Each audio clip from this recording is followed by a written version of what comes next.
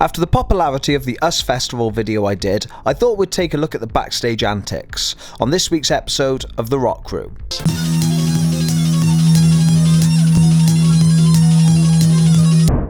Thank you for all your feedback on the US Festival video. If you haven't seen it, there's a link in the bio.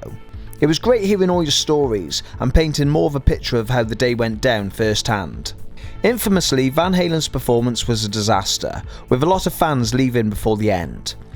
The Californian party band wanted to keep up their party image and decided to do a pre-recorded video showing a backstage party before the show.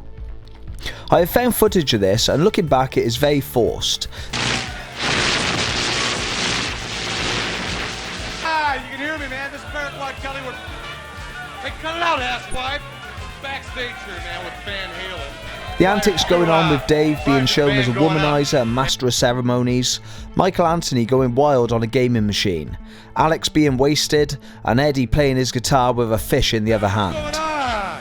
Portable bars, you can't get a fucking drink out of these portable bars. That's a video game.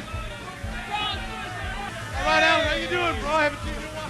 How you doing, JJ Jackson?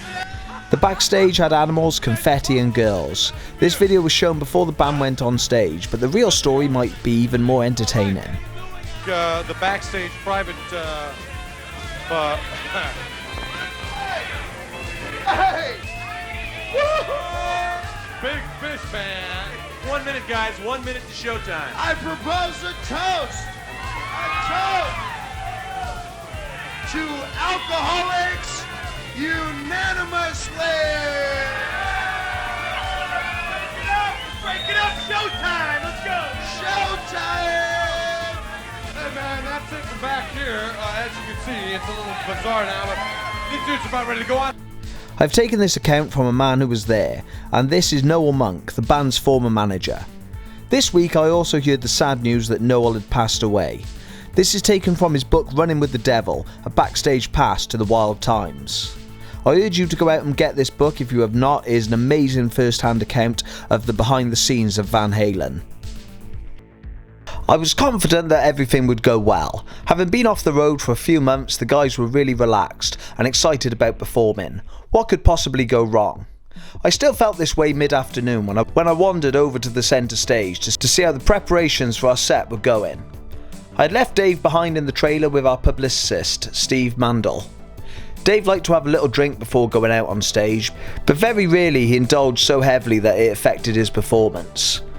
There were a few times overseas when Dave had gotten drunk before a media appearance, which had made interest in TV, but in the States he had always been smart enough to keep things under control. So imagine my surprise when I returned to the trailer a couple of hours later and found Dave drunk and crowded out of his mind. I mean, I was mortified. He could barely stand up.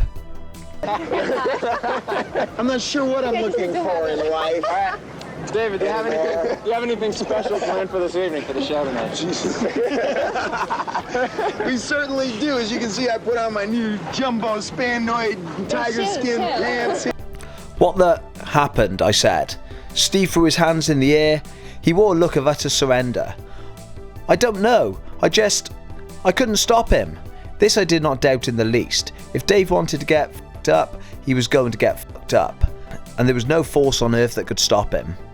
The thing is, in the past, Dave had always known when to pump the brakes. You partied after the show, not before the show, and certainly not before the biggest concert of your career. To put it mildly, this was not a good night for me and my band. In front of a couple of 100,000 people, the largest collection of media ever assembled for a concert, Van Halen went out and nearly shit the bed. The best frontman in rock and roll slurred his way through a bunch of pre-show interviews, including most notably a nationally broadcast and highly embarrassing conversation with MTV's Mark Goodman, in which Dave told a bunch of bad jokes that only he found particularly funny. There's a lot of people out there who don't realize this is MTV. I'm here to tell you, you may be scared of the other channels. I'll be afraid when they get scared of MTV. So as you can see, Dave really did live up to the rock star life.